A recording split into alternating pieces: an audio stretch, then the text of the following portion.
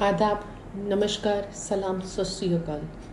आज यूपी के लखीमपुर खीरी में जिस तरह हमारे भाइयों पर, किसानों पर गाड़ियां चढ़ाई गई, गोलियां चलाई गई, ऐसा लगता है कि ये लोकतंत्र नहीं, लोकतंत्र कहीं बचा ही नहीं है देश में।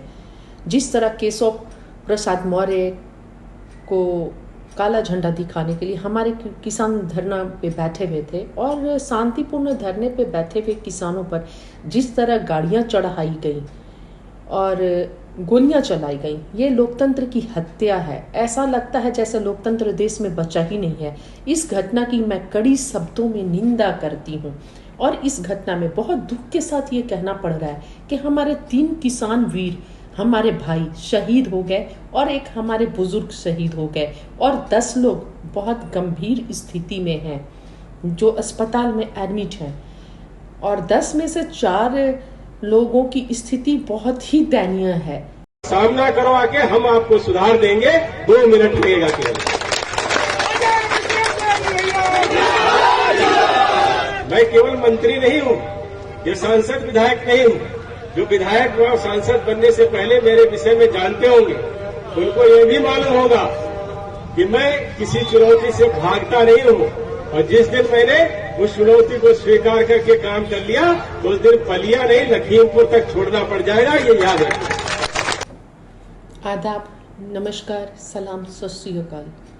आज यूपी के लखीमपुर खीरी में जिस तरह हमारे भाइयों पर, किसानों पर गाड़ियां चढ़ाई गई, गोलियां चलाई गई, ऐसा लगता है कि ये लोकतंत्र नहीं, लोकतंत्र कहीं बचा ही नहीं है देश में।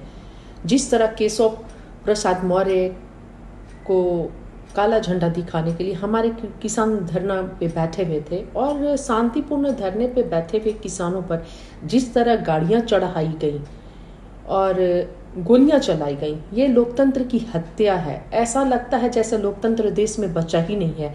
इस घटना की मैं कड़ी शब्दों में निंदा करती हूँ और इस घटना में बहुत दुख के साथ ये कहना पड़ रहा है कि हमारे 3 किसान वीर, हमारे भाई शहीद हो गए और एक हमारे बुजुर्ग शहीद हो गए और 10 लोग बहुत गंभीर स्थिति में हैं जो अस्पताल में एडमिट हैं और 10 में से 4 लोगों की स्थिति बहुत ही दयनीय है और जिंदगी और मौत के बीच वो जूझ रहे हैं।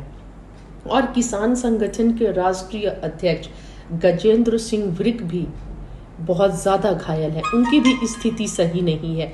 तो ये सभी बातों की मैं कड़ी शब्दों में निंदा करती हूँ। आज 10 महीने हो गए किसान दिल्ली की सरहदों पर बैठा हुआ है, पर सरकार ये तीनों काला कानून वापस कराने के बजाय किसानों पर लठ बरसा रही है, किसानों को गाड़ियों से कुचलवा रही है, किसानों पर गोलियां चलाई जा रही है। ये सब लोकतंत्र के लिए सही नहीं है। एक लोकतांत्रिक देश में ये सारी जो घटनाएं घट रही हैं किसानों के साथ, ये शोभा नहीं देती है। या ये तो देख के ऐसा लगता है कि डेमोक्रेसी अब देश में बचा ही नहीं है।